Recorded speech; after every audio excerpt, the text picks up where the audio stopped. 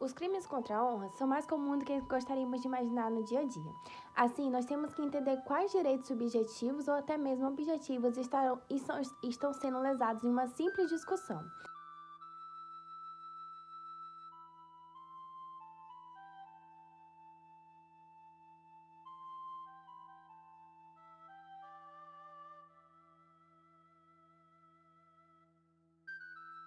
Desse modo, é importante nós entendermos que são eles a calúnia, a difamação e a injúria, todos previstos no Código Penal.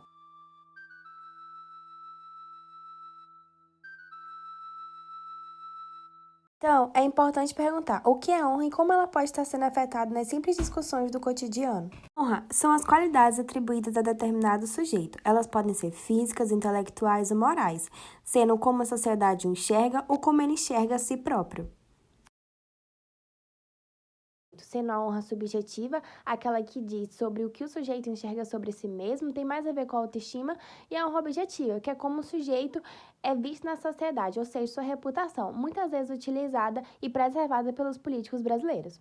Desse modo, iremos ver que todos esses crimes contra a honra têm a classificação de crime formal, ou seja, só o fato de você verbalmente já estar prejudicando alguém e prejudicando a honra dela, você já está cometendo um crime.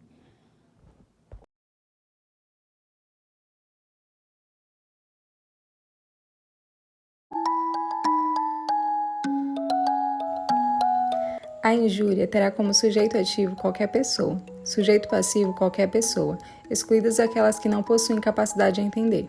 A ofensa deve se dirigir a pessoas determinadas. Terá como elemento objetivo ofender a honra subjetiva de alguém, atingindo atributos morais, físicos, intelectuais e sociais. Quando se diz honra subjetiva, trata-se do que a própria pessoa estima de si mesma, ou seja, o que ela própria pensa a seu respeito. A dignidade exposta no caput do artigo é atingida quando se atenta contra os atributos morais da pessoa. Já o decoro, por sua vez, é ferido quando atinge os atributos físicos ou intelectuais da vítima.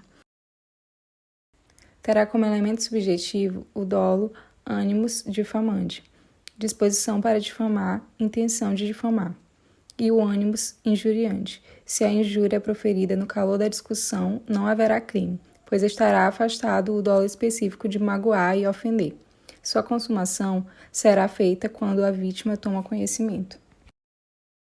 Tem a tentativa, e ela acontece quando não admitida se real ou verbal, entretanto, se escrita sim, ou seja, depende do meio empregado. A distinção difere da calúnia e da difamação por não conter a imputação de fato preciso e determinado. Pode também estar no concurso de crimes, ou seja, nada impede que pratique 2 ou mais crimes contra a honra de uma ou várias pessoas, com a mesma conduta, ocorrendo um concurso formal. É possível de crime continuado também.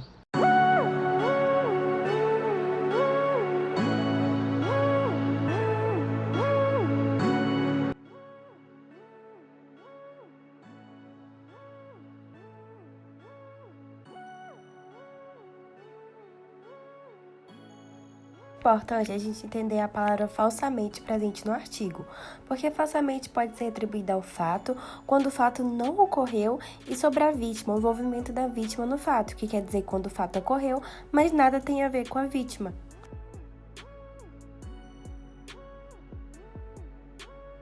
Em relação aos sujeitos, o sujeito ativo classifica o crime como um crime comum. Já o sujeito passivo é somente a pessoa humana, porque somente o ser humano é capaz de cometer fatos definidos como crime. Daí que é impossível a calúnia contra pessoas jurídicas. A calúnia é crime formal, pois embora descreva a ação e o resultado, não exige sua ocorrência para consumar-se.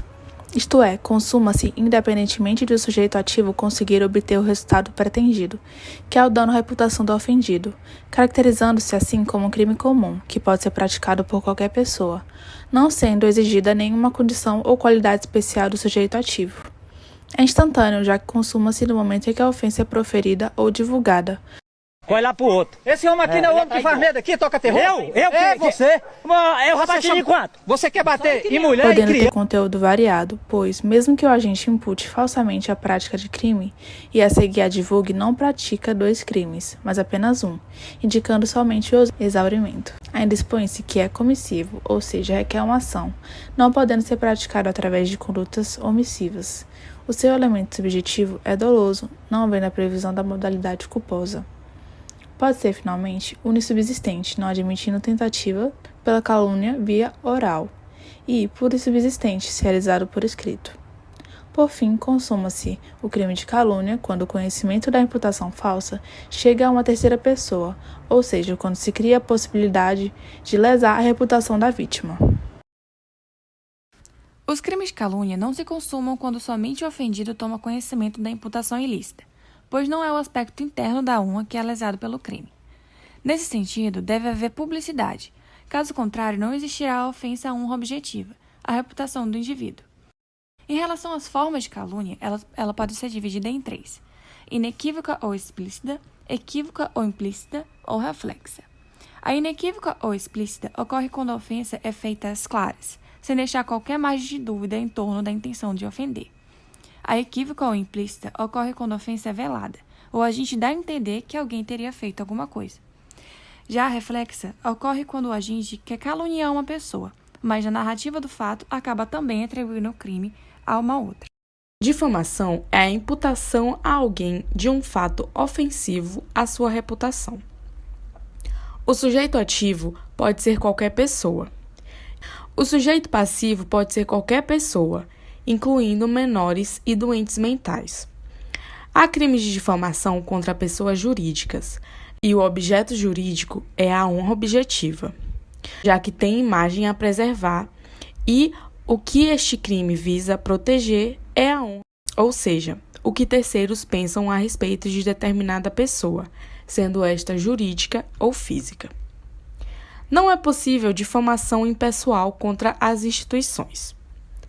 O elemento objetivo é atribuir a alguém um fato desonroso, mas que não seja crime. O fato deve ser determinado. A imputação não precisa ser falsa, pois, ainda que verdadeira, constituirá crime. O elemento subjetivo. Dolo de imputar a alguém fato desonroso. É indispensável o ânimos difamante. Não é exigido que o agente tenha consciência da falsidade da imputação, porque, mesmo que verdadeiro, constitui crime. A consumação, com o conhecimento por terceiro da imputação. Tentativa, admissível se a imputação, escrita ou gravada, não chegar ao conhecimento de terceiro. Se praticada verbalmente, não admite a tentativa. Exceção da verdade. A regra é que não cabe exceção de verdade para o crime de difamação, pois independe ser o fato verdadeiro ou não. O parágrafo único fala: a exceção da verdade somente se admite se o ofendido é funcionário público e a ofensa é relativa ao exercício de suas funções. Assim sendo, se o agente provar que o fato que o importunou, a vítima, é verdadeiro, será absolvido do crime. Concurso de crimes. Pode haver crime continuado de difamação e com outros crimes contra a honra. Havendo várias ofensas no mesmo contexto fático, ocorre concurso formal. Família, duas situações. A primeira consiste em Guto, que está atribuindo adjetivos à sua prima Laura, que não está presente, mas ele atribui em alto e bom som e terceiros conseguem ouvir. E segundo, ao primo Dino, que diretamente a prima Mercedes fala que ele sabe que ela deu dinheiro em troca de que um policial não a multasse.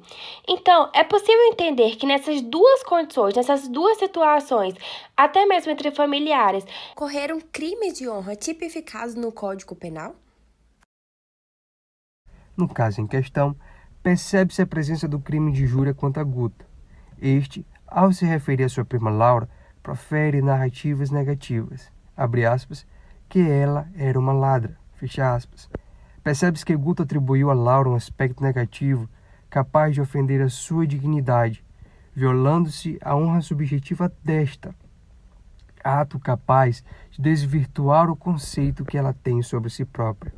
Observa-se que não há uma consumação quanto ao crime, uma vez que para ocorrer a consumação do crime de injúria, Laura deveria ter conhecimento quanto às ofensas proferidas por Guto. O conhecimento de terceiros não implica na consumação deste crime. Ressalta-se que Laura não estava na reunião de família, tampouco sobre o ocorrido, evidenciando-se a não consumação do crime. Assim, teremos uma questão que pode ser atrelada à injúria imediata, pois a injúria imediata se refere quando o indivíduo A começa a atribuir uma característica desonrosa de B para C, possuindo como finalidade que B passe informação para C, podendo ser uma tentativa de injúria, já que se B não fala para C, a intenção de A não irá se consumar. Laura será a pessoa sobre a qual a conduta do crime recai, sendo objeto material. Assim, o sujeito passivo se constitui nela. Em contrapartida, o sujeito ativo que pratica a conduta do crime é Hugo. Não houve uma especificação quanto ao meio para a prática deste. Logo, ocorreu de forma livre. O bem jurídico é a honra da pessoa ofendida e a divergência sobre o fim especial de agir, mas a doutrina que defende que o fim especial é o ânimo do agente em desqualificar a vítima. No caso concreto, a partir do momento em que as ofensas são expressas para toda a família e em voz alta, não chega-se a outra conclusão senão de que há o ânimo de Guto em desqualificar a vítima. Assim, verifica-se o dolo em suas ações. Quanto ao segundo crime, a partir de uma análise minuciosa sobre suas características, chega à conclusão que trata-se de um crime de calúnia. Já no momento em que, nessa mesma reunião, Dino fala para sua prima, Mercedes, e somente para ela, que sabia que ela havia oferecido R$500 a um policial de trânsito para que o mesmo não a multasse, cometeu o crime de calúnia, já que atribuiu falsamente a alguém a prática de um crime. A título de conhecimento, a consumação do delito ocorre no exato momento em que a imputação falsa chega ao conhecimento de terceiro, sendo irrelevante se a própria vítima tomou conhecimento ou não do fato. Tampouco é necessário que um número indeterminado ou elevado de pessoas tome conhecimento do injusto. Entretanto, no caso, o fato foi apresentado somente e apenas para a própria Mercedes, não atingindo terceiros. Dessa forma, não houve a consumação do crime. Classificando ainda quando ao crime, trata-se de uma calúnia explícita, já que a ofensa é direta, manifesta, e não existindo qualquer dúvida da intenção do crime de atacar a honra de Mercedes. O crime de calúnia consiste em atribuir falsamente a alguém a prática de um crime definido como crime. O fato há de ser falso, de não atribuir o fato para Mercedes, mesmo sabendo que se tratava de uma mentira. Bem como o fato é narrado, é tipificado como crime, se enquadrando, no caso, a conduta criminosa. Há de se ressaltar que ao sujeito ativo tem-se Dino, e ao sujeito passivo tem-se Mercedes, a qual também é o objeto material do crime, o qual é a conduta sobre o qual recai a conduta criminosa.